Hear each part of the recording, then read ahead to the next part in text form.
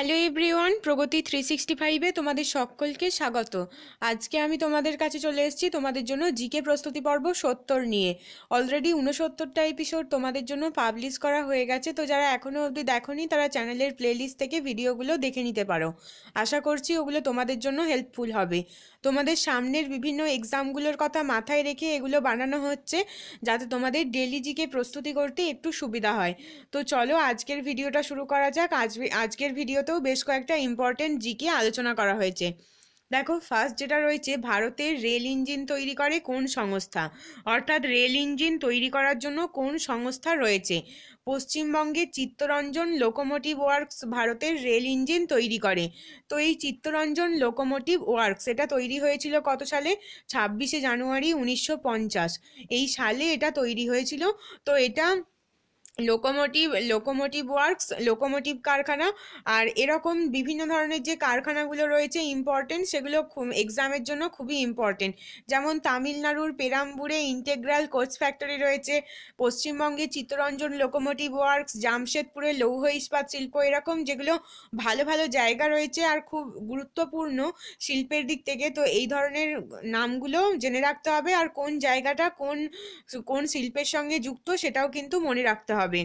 Next যেটা রয়েছে, ভারতের বৃহত্তম বিমানবন্দর কোনটি? ভারতের বৃহত্তম বিমানবন্দর হচ্ছে ইন্দিরা গান্ধী আন্তর্জাতিক বিমানবন্দর, নিউ দিল্লি। তো নিউ দিল্লিতে যে বিমানবন্দরটা রয়েছে বা এয়ারপোর্টটা রয়েছে সেটা হচ্ছে ইন্দিরা গান্ধী আন্তর্জাতিক বিমানবন্দর, সেটার নামকরণ করা হয়েছে। তো এটা হচ্ছে ভারতের বৃহত্তম বিমানবন্দর। তো এই যে নামগুলো রয়েছে, যে কোনো শহর সেখানকার যে বিমানবন্দর, প্রত্যেকটা বিমানবন্দরের কিন্তু নামকরণ করা হচ্ছে। লখনৌ বিমানবন্দরের নাম হচ্ছে চৌধুরী চরণ সিং বিমানবন্দর। তো এরকম ধরনের যে বিমানবন্দরগুলো রয়েছে, নাগপুর হচ্ছে বাবা সাহেব আম্বেদকর ইন্টারন্যাশনাল এয়ারপোর্ট। তো এই ধরনের যে এয়ারপোর্টগুলোর নাম কিন্তু মনে রাখতে হবে, কারণ এটা হয়তো এরকম একটা আন্তর্জাতিক বিমানবন্দর বলে এরকম একটা নাম দিয়ে দেওয়া হলো, ইন্দিরা গান্ধী আন্তর্জাতিক বিমানবন্দর কোথায় অবস্থিত, তখন কিন্তু অপশানে নিউ দিল্লি চুজ করতে হবে। তো সেই হিসাব করে কিন্তু নামটাও জেনে রাখতে হবে খুব ভালো করে। নেক্সট যেটা রয়েছে, হায়দ্রাবাদের যমজ শহর কোনটি? হায়দ্রাবাদের যমজ শহর হচ্ছে সেকেন্দ্রাবাদ। এই দুটো হচ্ছে অন্ধ্রপ্রদেশে রয়েছে। তো এই দুটোকে কি বলা হয়? যমজ শহর বা টুইন সিটিজ। তো এটা হায়দ্রাবাদের যমজ শহর কোনটি? সেকেন্দ্রাবাদ। নেক্সট যেটা রয়েছে, ভারতে রপ্তানি বাণিজ্যে কোন বন্দরের স্থান প্রথম? অর্থাৎ কোন বন্দরের মাধ্যমে ভারতের রপ্তানি বাণিজ্য হয়ে থাকে? রপ্তানি বাণিজ্য হয় মারমাগাঁও বন্দরের মাধ্যমে।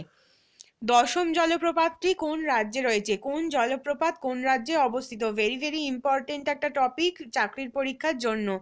তো দশম জলপ্রপাত হচ্ছে ঝাড়খণ্ডে রয়েছে। এরকম হুড্রু জলপ্রপাত কোথায় অবস্থিত?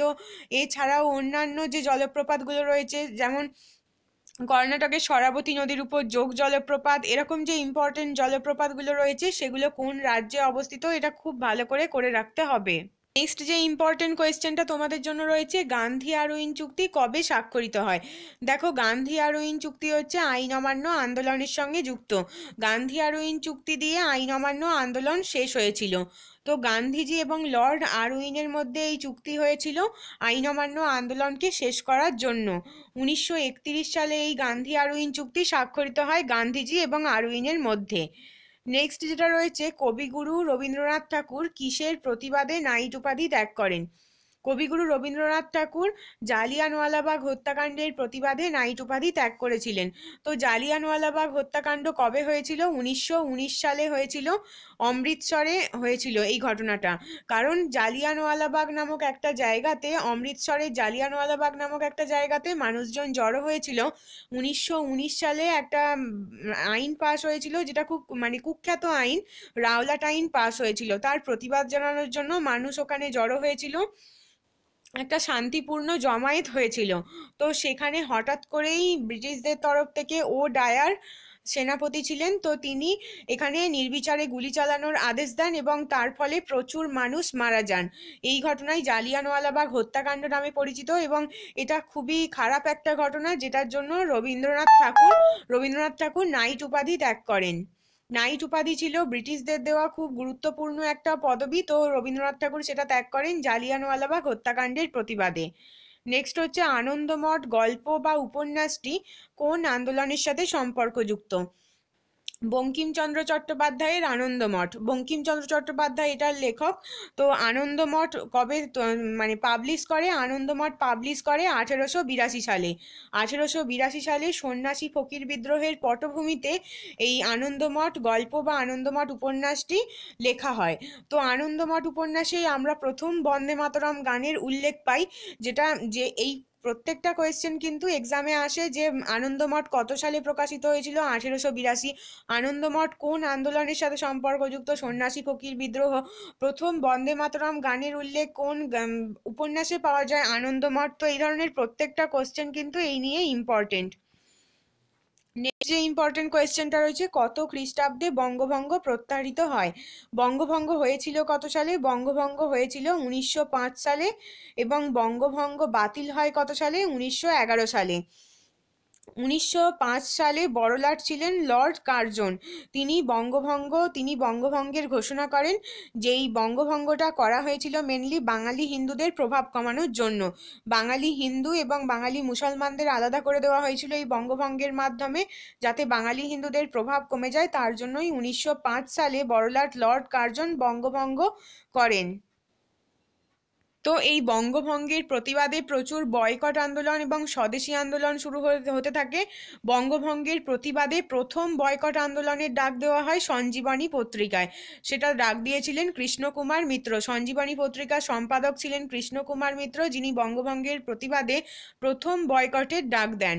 তো এই সময়ে প্রচুর পত্রিকা এবং প্রচুর পত্রিকায় কিন্তু এর মানে প্রতিবাদ হয়েছিল এবং পিকেটিং হতো, বিভিন্নভাবে পিকেটিং হতো, আর তাছাড়াও প্রচুর স্বদেশী আন্দোলন হতো। তো 1911 সালে লর্ড হার্ডিঞ্জ বড়লাট হয়ে আসেন এবং তিনি বঙ্গভঙ্গকে বাতিল করেন এবং সেই সময়েই ভারতবর্ষের রাজধানী কলকাতা থেকে দিল্লিতে স্থানান্তরিত হয়। নেক্সট যেটা রয়েছে, ইন্ডিয়ান লীগ কে প্রতিষ্ঠা করেন? ইন্ডিয়ান লীগ প্রতিষ্ঠা করেন শিশির কুমার ঘোষ। এরপরে দেখে নেব যে কয়েকটা বিখ্যাত উক্তি কার বলা, এগুলো এবার একটুখানি দেখে নেব।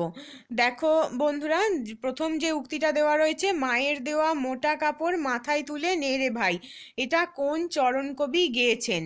তো এটা একটা প্রশ্ন, মায়ের দেওয়া মোটা কাপড় মাথায় তুলে নে রে ভাই, এটা কোন চরণ কবি গেয়েছেন? তো এখানে বলা হচ্ছে কোন চরণ কবি গেয়েছেন, তো আনসার হবে মুকুন্দ দাস। মুকুন্দ দাস এই গানটা গেয়েছেন এবং এটার কথা এবং সুর দিয়েছেন রজনীকান্ত সেন। নেক্সট যে উক্তিটা রয়েছে, we have nothing to fear but fear it self. তো এটা একটা খুব গুরুত্বপূর্ণ উক্তি। তো এই উক্তিটি কার? এই উক্তিগুলো দিয়ে পরীক্ষায় প্রশ্ন আসে, তো গুরুত্বপূর্ণ যে উক্তিগুলো রয়েছে সেগুলো কিন্তু এক্সামে দেখে যেতে হবে। তো we have nothing to fear but fear it self, এই উক্তিটি হচ্ছেন জওহরলাল নেহেরু। এটা হচ্ছে রাম রহিম এক হ্যায় নাম ধরা হ্যায় দো।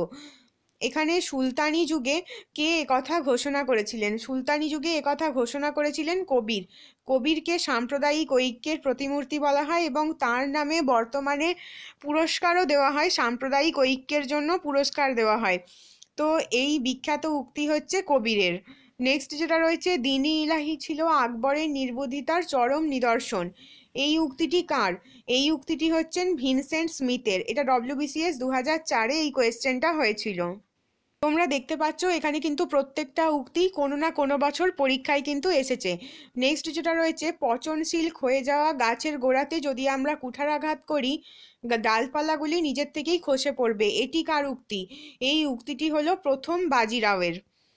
1857 সালের মহাবিদ্রোহকে একটি পরিকল্পিত স্বাধীনতার যুদ্ধ এই বলে কে অভিহিত করেছেন? 1857 সালের মহাবিদ্রোহ বা সিপাহী বিদ্রোহকে বলা হয়েছে একটি পরিকল্পিত স্বাধীনতা যুদ্ধ, এটা বলেছেন বিনায়ক দামোদর সাভারকর। আদি কংগ্রেসের সম্মেলনকে 3 দিনের তামাশা বলে কে উক্তি করেছেন? এটা উক্তি করেছেন অশ্বিনী কুমার দত্ত। তো এই ছিল আজকের জিকে। তো তোমাদেরকে চেষ্টা করলাম গোটা কয়েক ইম্পর্টেন্ট জিকে তোমাদেরকে বলার, যাতে তোমাদের এক্সামের জন্য সুবিধা হয়। যদি তোমাদের এই ভিডিওটা ভালো লাগে একটা লাইক করে দাও, কমেন্টে নিজেদের মতামত জানাও এবং অবশ্যই প্রচুর পরিমাণে শেয়ার করো, যাতে এই ভিডিওটা সবার কাছে হেল্পফুল হয়ে উঠতে পারে। তোমাদের সুবিধার জন্য ডেসক্রিপশন বক্সে পিডিএফ লিংক অ্যাড করে দিচ্ছি, তোমরা চাইলে ডাউনলোড করে নিতে পারবে, যেখান থেকে তোমরা পরে পরে রিভাইজ করে নিতে পারবে। শেষ অবধি দেখার জন্য তোমাদেরকে অনেক অনেক ধন্যবাদ।